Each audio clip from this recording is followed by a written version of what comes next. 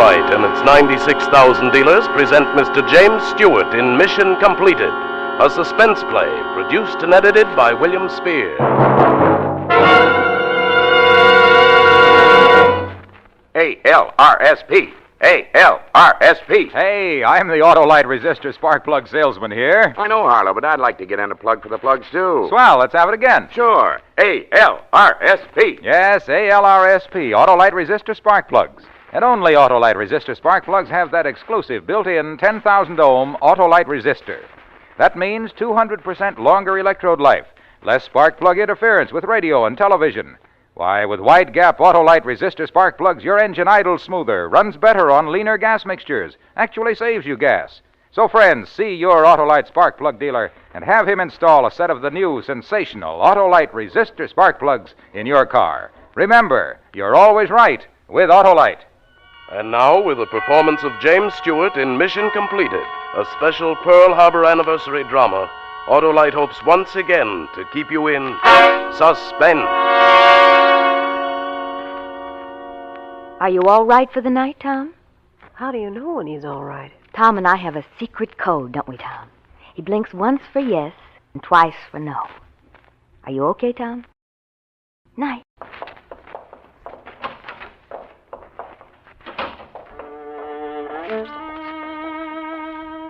Okay. Sure, I'm okay. I've been okay ever since I got liberated from Sagamo Prison in Tokyo in 1945. Yeah, ever since I woke up in this veterans hospital 4 years ago, I've been okay. I got nothing to do but lie flat on my back and let my eyes wander over the ceiling and look at Suki smiling down at me. Suki seems to smile down at me from the little plaster square of ceiling that reminds me of the prison yard in Sagamo. He can't help smiling and laughing because he knows I can't get at him. Suki knows I'm paralyzed. He knows I can only blink my eyes once for yes and twice for no. You see, Suki was in charge of the camp at Sagamo, and he helped slaughter guys like Camel and Jones, Mayberry, Evans, too many more to count. First he starved them until they couldn't crawl, and then Well, anyway, just before we got liberated, I fuzzed up in my mind and I couldn't remember anything. Sometime later, I woke up in a vet's hospital, California, USA. And I've been on my back for 4 years staring at that little square. Well, once in a while, they dump me in a wheelchair and push me out into the sunshine, wheel me up and down the walk like I was a baby. Only babies can cry.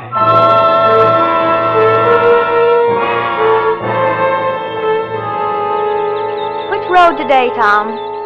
Do we go down the walk through the grounds or the sidewalk down by the florist shop? Just open your eyes wide if it's a sidewalk. Well, good. You'll see all the flowers. Oh, here comes Janet wheeling Murdoch. You remember him? Hello, Tom. Hello, Tom. Hi, Janet. How you doing? Getting in shape for the dance tonight. Am I really? Hiya, Tom. I'll see you there. Hi. Isn't Janet a pretty girl? I'll bet you have a nice girl someplace. Come on now, haven't you? We're almost at the flower shop, Tom. Oh, see that man in the window? Isn't that a pretty bouquet he's getting together? Well, look how tan he is. Oh, I guess he's a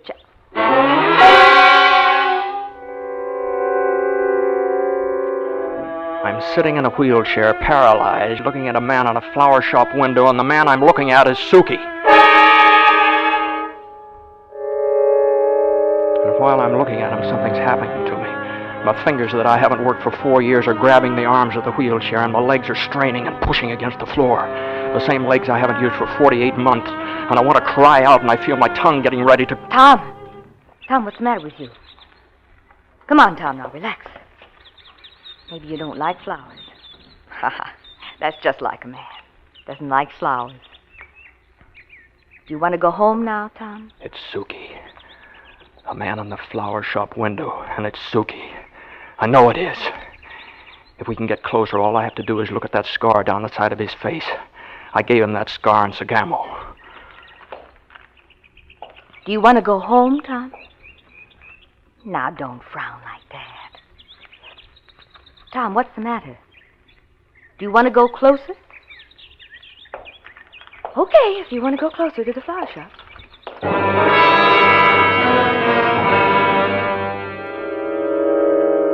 It was Suki, all right. Yeah, it was Suki.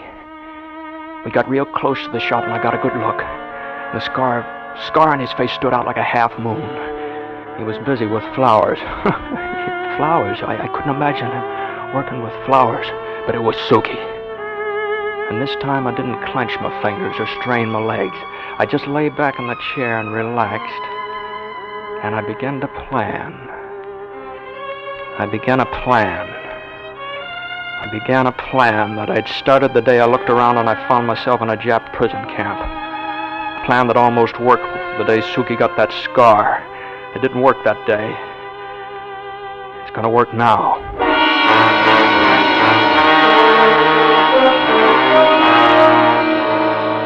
I'll leave you here by the door a minute, Tom.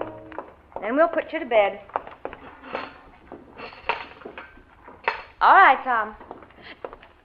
Tom, how did you get moved over there? Didn't I leave you right here by the door? Tom, did you wheel yourself over there? Oh, so that's it. Somebody came in here and gave you a push. One day you'll be pushing that chair around like mad, Tom. Just you wait. All right, now, we'll get ready for bed. You ready for me? Just about. Would you bring Dr. Benson here? Okay. Can't imagine who just walked in here and gave you a shove. Wouldn't it be funny if you did it yourself? Didn't know it. You sent for me, Miss Rhodes. He must have used his hands. He wheeled himself across the room. Mm-hmm. How are you tonight, Tom? And I think that sunshine is doing you some good. Tom, did you move yourself across the room? And if you did, blink your eyes once. And if you didn't, blink them twice. No, you didn't do it, huh? That's all. Thank you, Tom. I got myself in a jam already. It's funny how I grabbed those wheels instinctively. I guess I gave myself a shove. And now I'm in bed, and I'm looking up at that little square. And the hospital's quiet, except for Murdoch, who you can always hear mumbling someplace far off. So then I'm turning over on my face in bed, moving muscles I haven't moved for 4 long years. And in a moment, I was sitting up. I was trying to light my own cigarette. But then I got so exhausted, I decided to wait till the next night. And it was the same thing over again. Night after night I practiced at being alive. 10 days later I got out of bed and I stood up. And 2 weeks later I was so strong that I walked around the room 10 times. I never felt better in my life. Now, that night I nearly got caught. I was sitting in my chair smoking a cigarette. I scrambled into bed.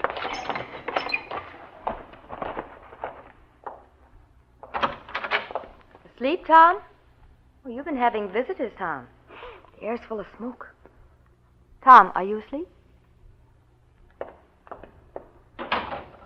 Oh, yeah, this is a close one. Well, nothing ever came of it, though, but I was more careful after that.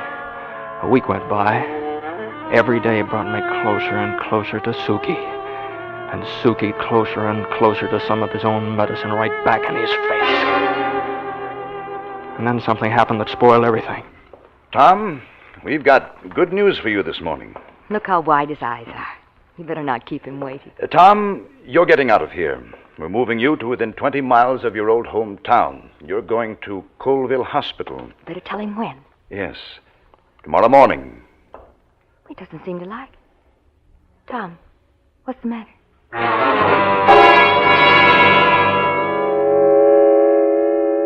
Suki was laughing now. He stood in that little square in the ceiling. He laughed down at me because he knew I was going away and I'd never get him. So they were shipping me out on Sunday. Yeah, tomorrow was Sunday.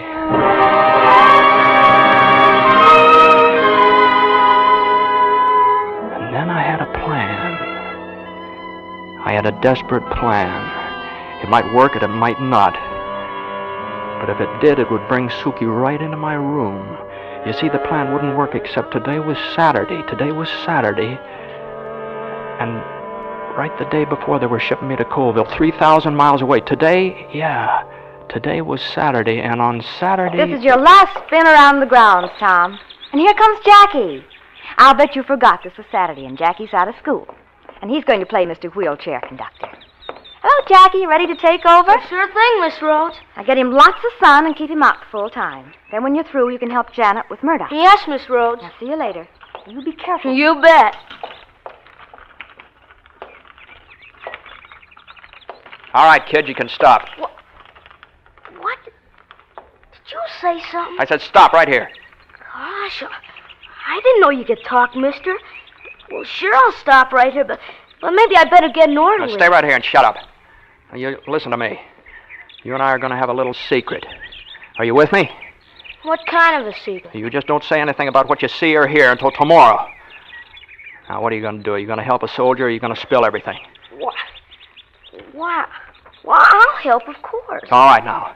Now, keep pushing me until we get down to that tavern, and then push me in that little alcove there. Come on, come on, come on. What are we waiting for? Hurry up. Yeah, mister. Yeah, but I shouldn't be doing this, should I? That's the best thing you ever did.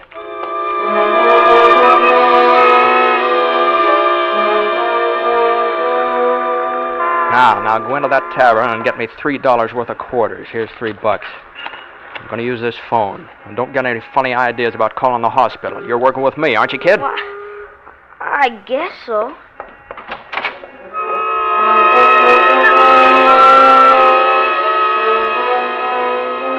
All right, now, I'm going to watch you through the glass of this phone booth.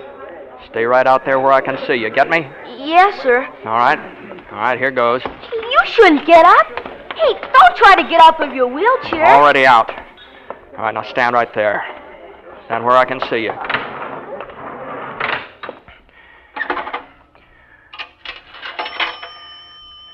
Get long distance. One.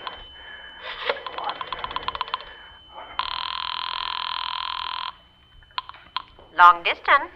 I want to talk to Bill Mason at Mason's real estate office in San Bernardino. What is your name, please? My name's Tom Warner. That will be $1.25 for 3 minutes. $1. Please deposit $1.25 for 3 minutes. $1.25.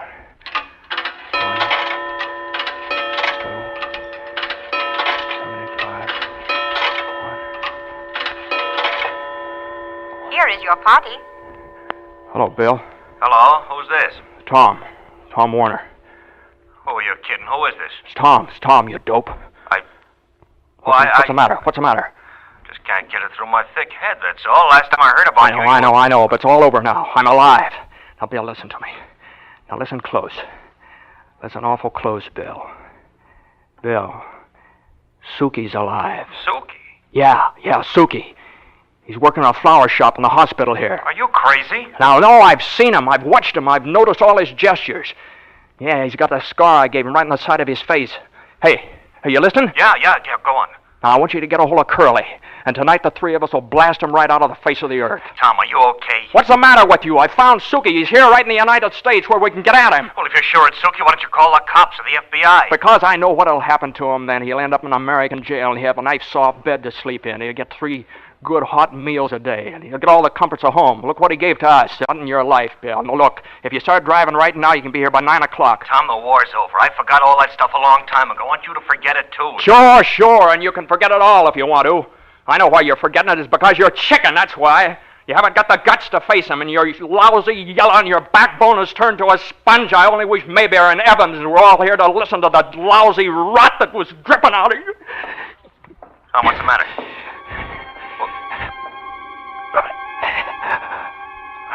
I'm blacking out. Oh, hang on, Tom, hang on.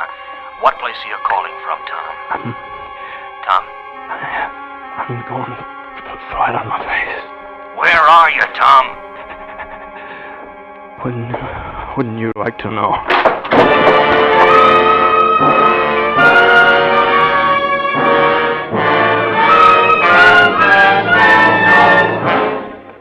Auto-Lite is bringing you Mr. James Stewart in Mission Completed, tonight's production in radio's outstanding theater of thrills, Suspense.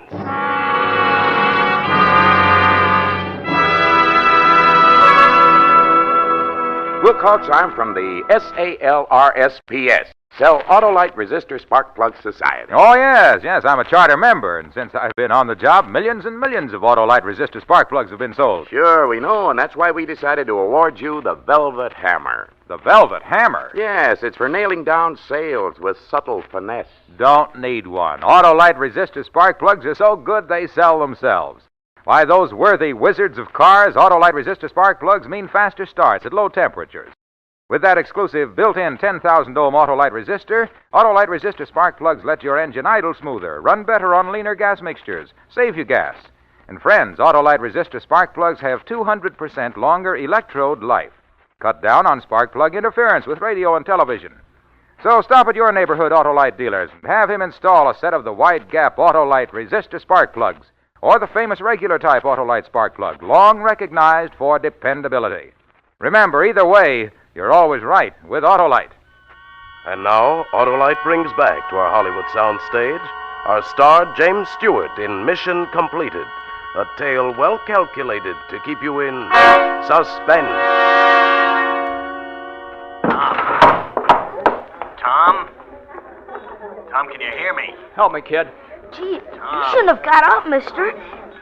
There, why, brace the chair. Just lie back.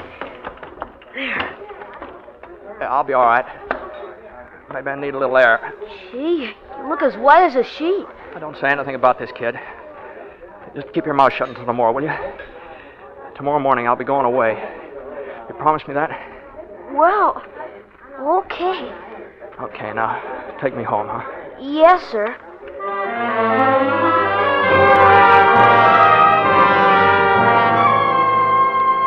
I was back in my room, flattened out like a pancake.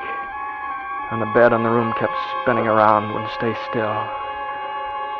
Pretty soon I got a sort of a second wind. I decided to try to get up out of bed. I found I could get up okay. I was awful weak. I'd just about given up my plan when I happened to look out the window. The day watchman was changing places with the night patrolman, and the item that caught my eye was a big, fat revolver bulging at the man's side. Maybe my plan would work after all. I didn't need Bill Mason and Curly and anybody else. All I needed was my two hands, a little luck. Let's see. I'd have to make another phone call. Well, there's a phone on this floor right in front of Murdoch's door.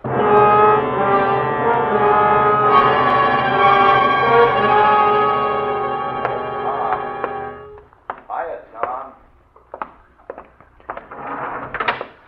Let's see, what's that number now?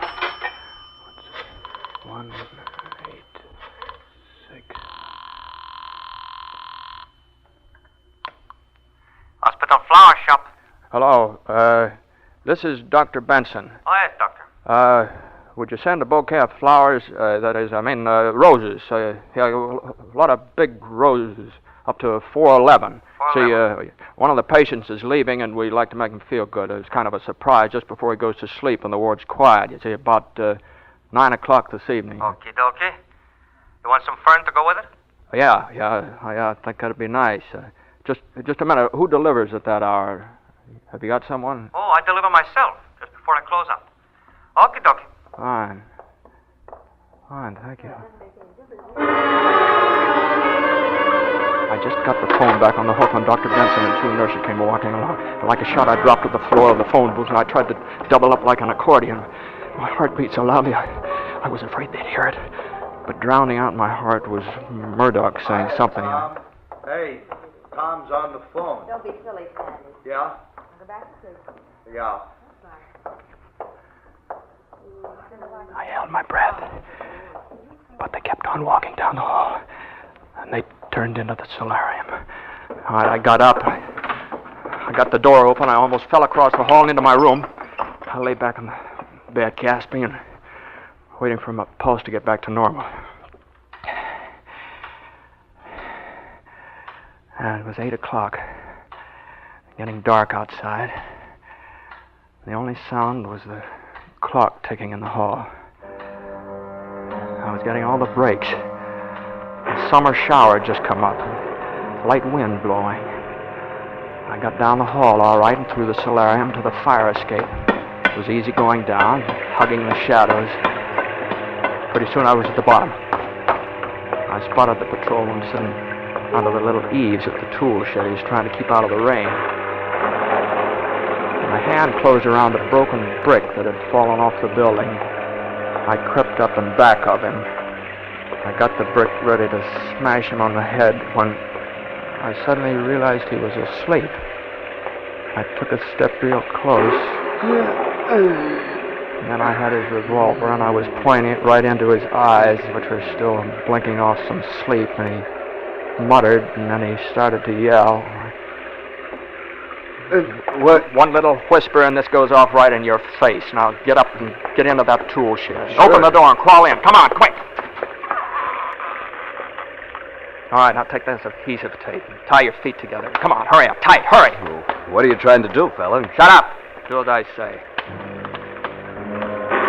I made him tie his feet together with adhesive tape and lie flat in his face, and while I wound long strips of tape around his wrist. Take it easy. I tied his wrist together, and then I hog-tied his wrist and his feet and pulled them up tight behind him. Then I turned him over on his side, and I crammed two handkerchiefs into his mouth. Put long strips of tape around those. The rain was coming down in buckets as I made my way back to the fire escape. I made the first two flights. And then three. And finally hit 4, and I slid on my face out cold.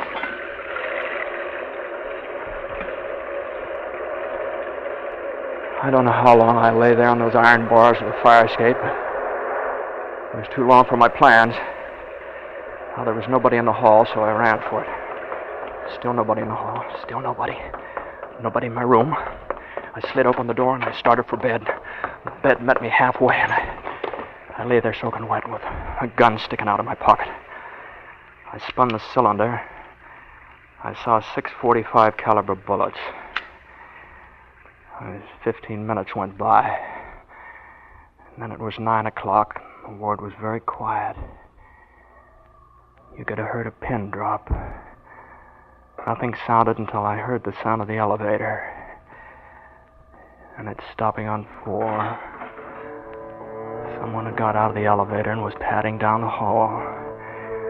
And it was the same little shuffle I'd heard every day for 3 years in a bug-infested hellhole called a prison camp.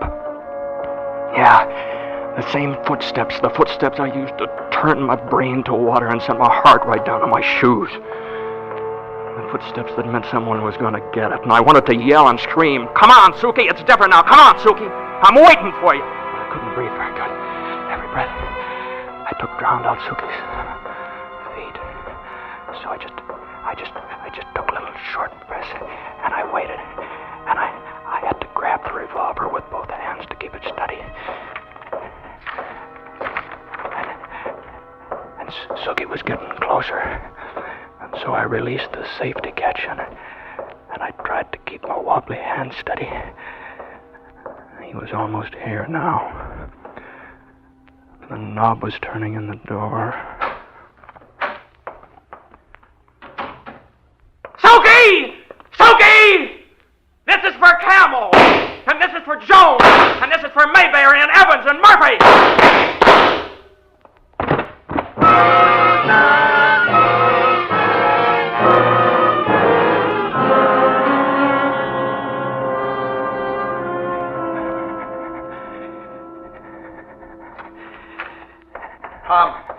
Tom?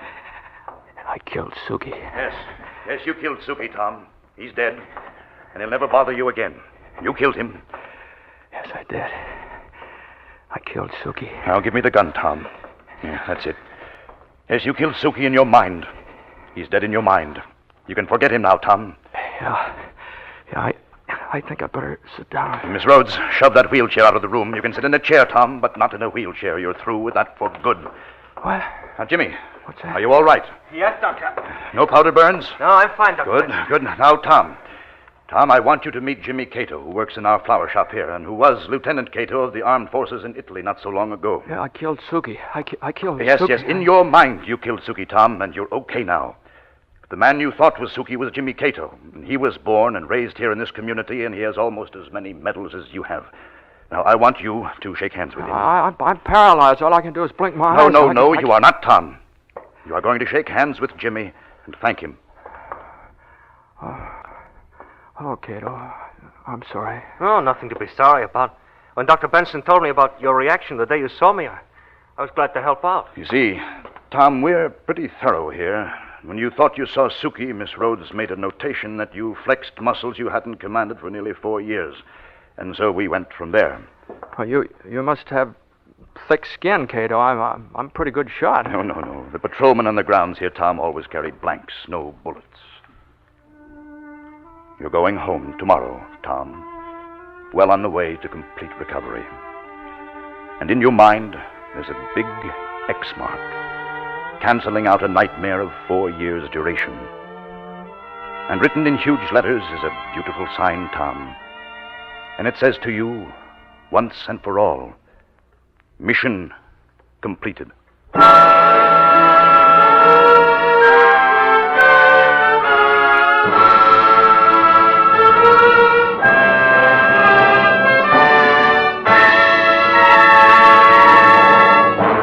Suspense, presented by Auto-Lite. Tonight's star, James Stewart. Oh, Mr. Wilcox, Mr. Wilcox. Well, Gracie Allen, what are you doing here? Well, I came to ask you and Jimmy Stewart if you can fix it with Auto-Lite for my husband, Sugar Throat Burns, to sing on Suspense. Our sponsor will hear it and realize how great George is, and then he'll let him sing on our show Wednesday night. Well, look, Gracie, Suspense is all booked up for next week. Mickey Rooney will be on. Well, how about the week after that, Mr. Stewart? No, they're booked up for that week, too. Lana Turner will be here that week. As a matter of fact, they're booked up for the next 4,000 weeks. Oh, 4,000 weeks would be about, That's 80 years. Oh, how about the week after that? Well, I've got to leave, Gracie. Tell George that he has all my condolences. Oh, really? I'm surprised they fit him. You know, you're so tall. Gracie, would you mind if I get in just one teensy-weensy word about Auto-Lite resistor spark plugs? Teensy-weensy? Oh, you can do better than that. If George were here, I bet he could sing about your spark plugs. I'll bet he could at that. Everyone is singing the praises of Auto-Lite resistor spark plugs. And that goes for the 400 other products made by Auto-Lite for cars, trucks, planes, and boats in 28 plants coast to coast. Those are nice lyrics. Auto-Lite also builds complete electrical systems for many makes of America's finest cars, batteries, spark plugs, generators, coils, distributors, starting motors, bullseye sealed beam headlights. All engineered to fit together perfectly, work together perfectly, because they're a perfect team. You wouldn't want George to sing that? No. Friends, don't accept electrical parts supposed to be as good. Ask for and insist on Auto-Lite original factory parts at your neighborhood service station, car dealer, garage, or repair shop. Remember, you're always right with Auto-Lite. You're sure, Mr. Wilcox, that you wouldn't want George to sing that? I'm sure. Oh, well, good night, and happy Auto-Lite.